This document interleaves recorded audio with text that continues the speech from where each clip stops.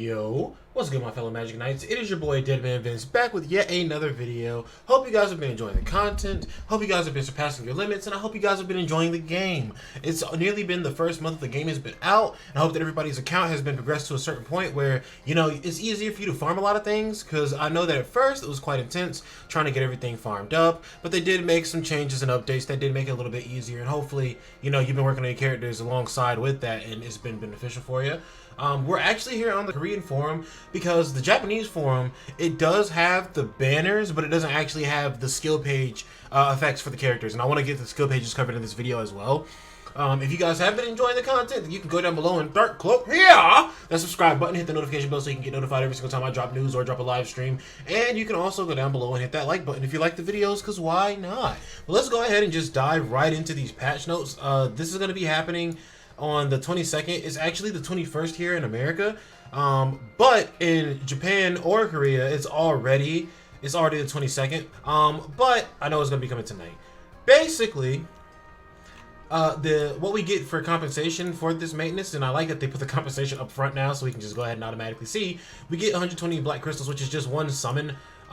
Then we come here, we can see that there's a new update and a new pickup, or two new pickups. One of them is going to be Rhya here, Rhya the treasonous man, and then Vetto the despair, I think their names are. But yeah, Rhya and Vetto. Rhya looks to be a green attacker. Vetto looks to be a red tank, which is very important because we do not have a red SSR tank just yet.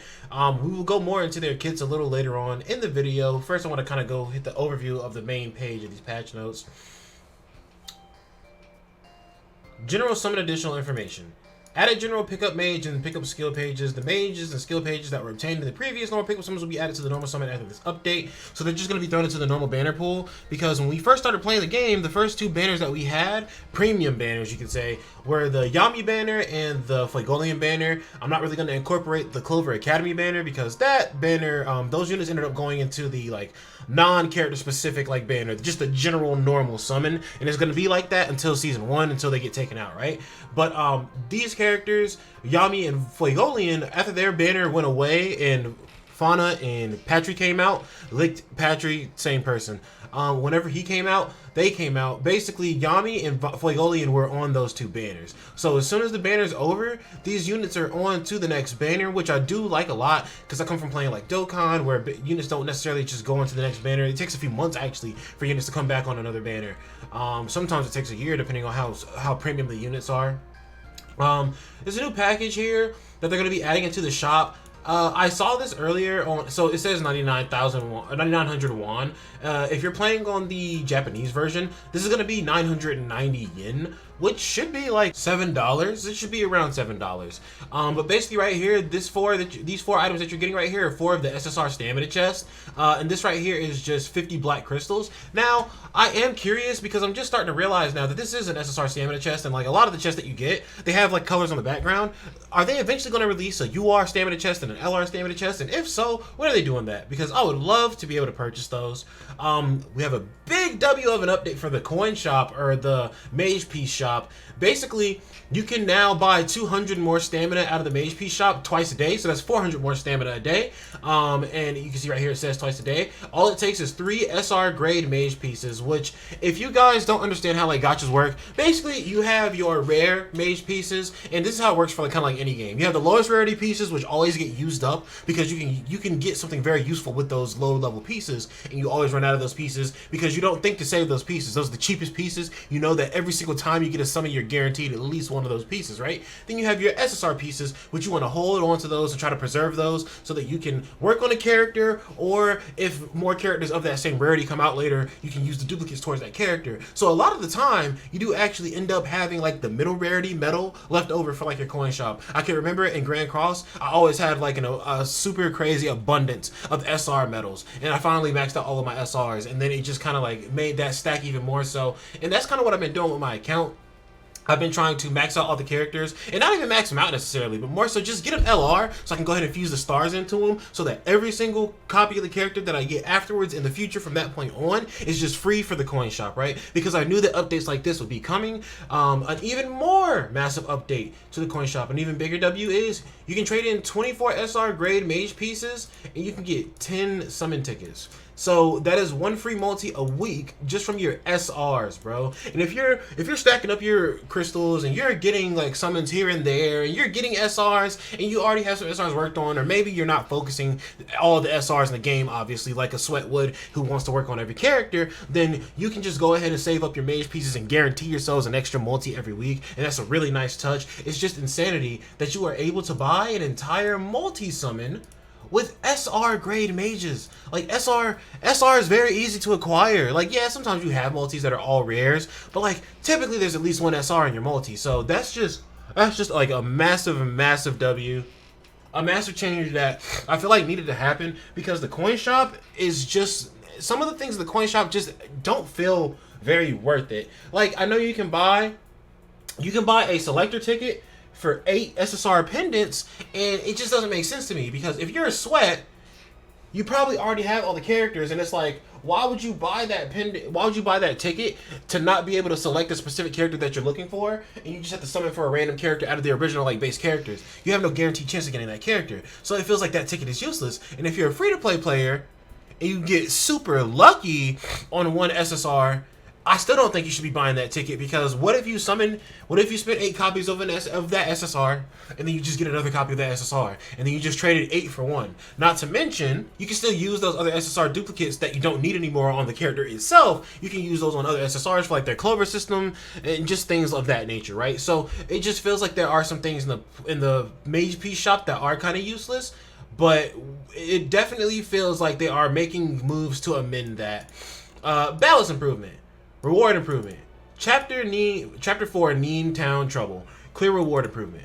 So before, when you cleared Chapter 4 of the story, they would give you 300 black crystals. Now they're changing it to 1200 black crystals. For mages who have already completed this quest, data will be extracted after the update is complete, and the difference will be paid. Payment time will be notified separately. So it might not be immediately as soon as the update comes out, but if you have already completed Chapter 4 and you only got the 300 black crystals, they will be giving you another 900 to amend the 1200 that is now the actual reward for that. So currently in guild battles, the guilds are kind of like facing off against each other, and each guild is kind of pit up against another guild that's kind of similar to them in like grindiness or level, I guess you could say. And pretty much right now what we are fighting for are a bunch of free rewards, but also the in-game reward is supposed to be a UR rated piece of lifesteal gear. And not even a piece, it's like a whole set of lifesteal gear, all 4 pieces.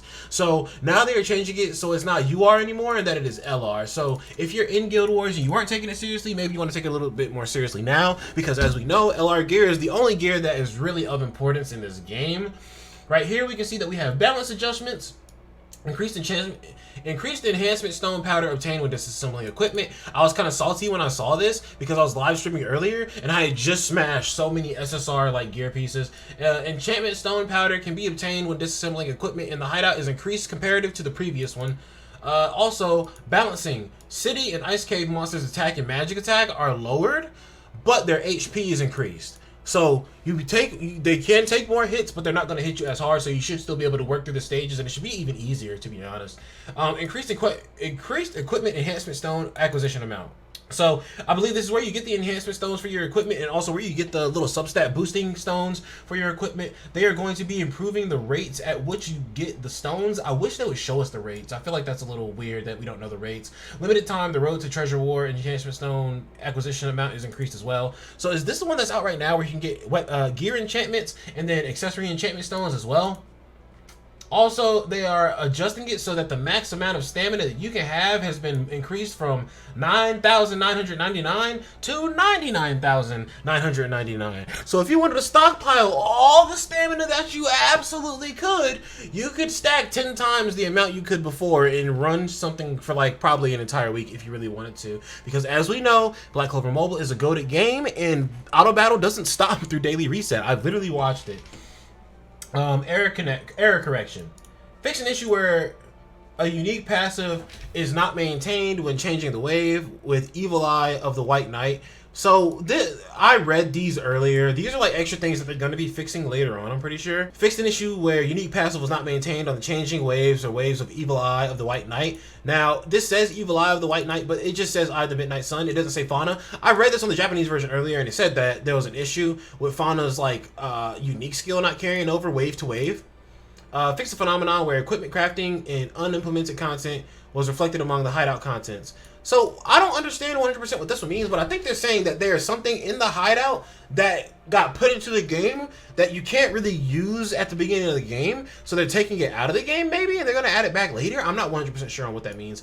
Fix an issue where seasoned mage's voice actor information was exposed as missing when the voice language was set to Korean. So a seasoned mage was missing their voice lines. That's odd. I don't play the Korean version, so I don't know. But I'm pretty sure these are going to be a little bit different between the Japanese and Korean version. Fixed an issue where the game was forced closed when the equipment replacement button was touched, and after entering the stage organization screen at a specific base. And then fixed an issue where some boxes can be obtained at the Kika Village in World 1 Clover Kingdom do not regenerate. So some boxes that you can open, they wouldn't regenerate, and now they do regenerate again. They have amended that. Then they're also setting up in the next update to fix a phenomenon which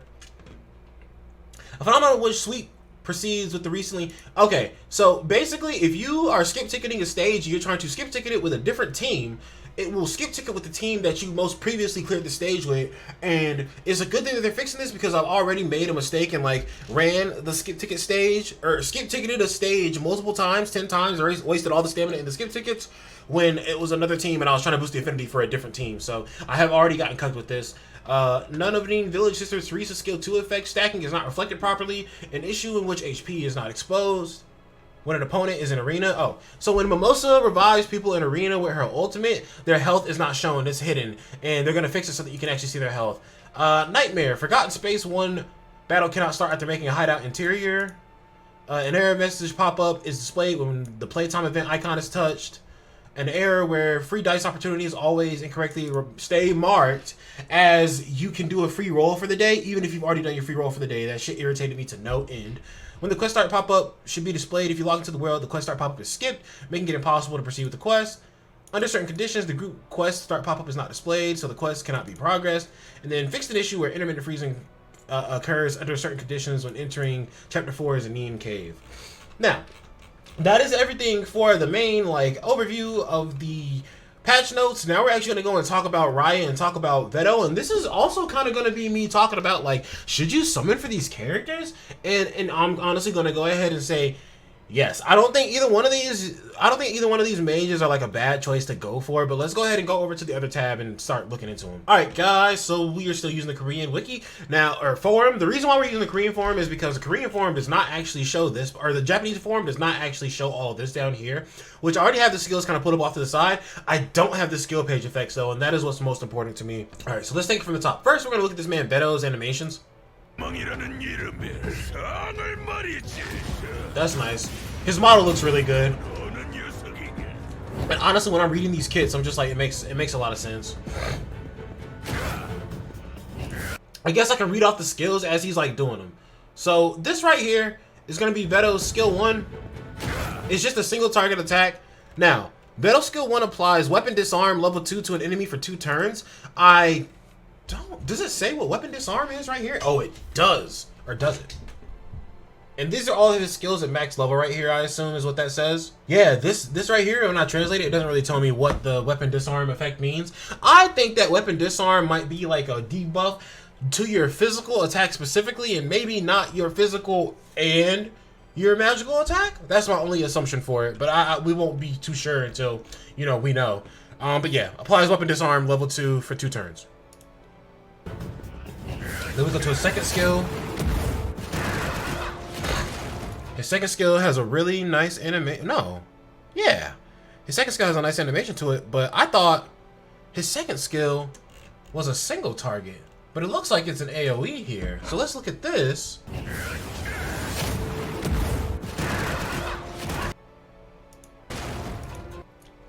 Alright guys, that was Vetto's skill 2. His skill 2 looks really good. And what his skill 2 does is, if your health is 60% or below, applies 50% lifesteal to yourself before attacking. For each dead ally that you have, apply a 50% damage increase buff effect to yourself and then attack. And then it says the skill power is 76. Oh, okay, so the damage you do is 76%, and then magical attack is 76%, and then it's up to... Yeah, because that was an AoE, so of course it's going to have lower multipliers. Let's take a look at the third skill here.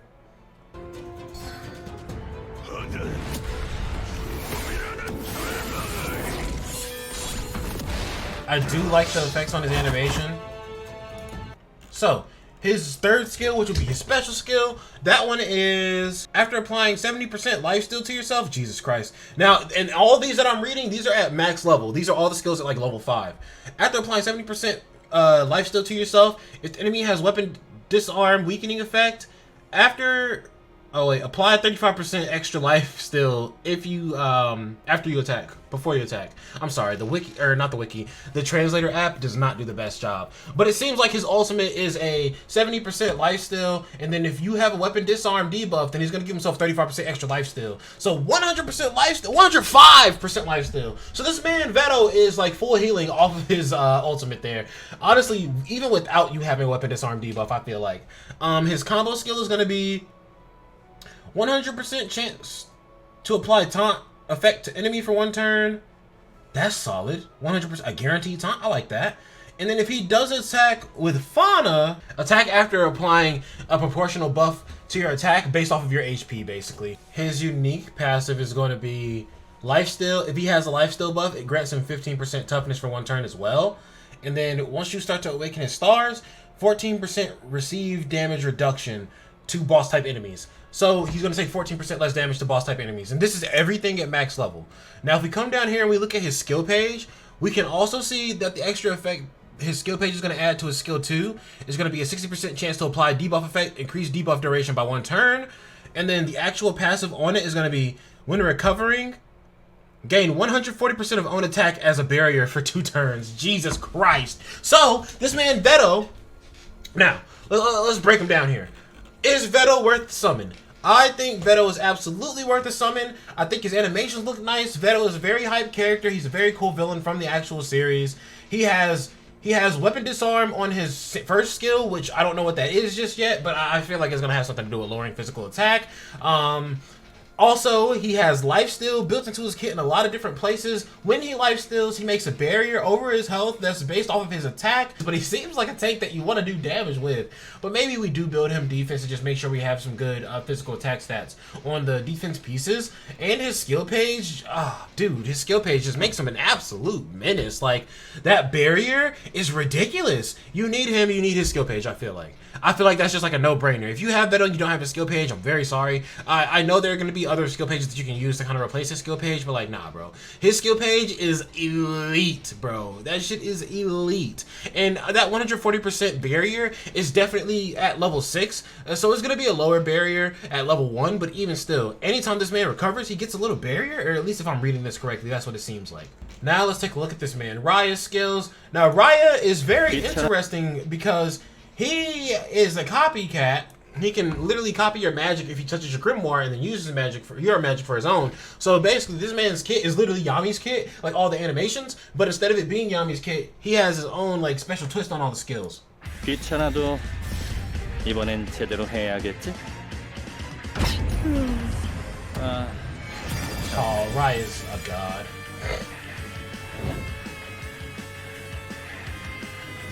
Oh, I love his soundtrack. Are we gonna have little? Hold on. Was Vetto's soundtrack different? I wasn't even paying attention. Oh, bro. Each character has their own little soundtrack. Is there some way I can get these soundtracks and just like kind of download them for like background music and videos, man?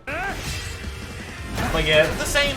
That's Yami's second skill. I might have not been paying attention to the first skill because the music just had me so like shook. This song is so good. So we have Yami's first skill here, Yami's second skill, and then Yami's third skill. 그럼 곧바로 정리해주도록 하지.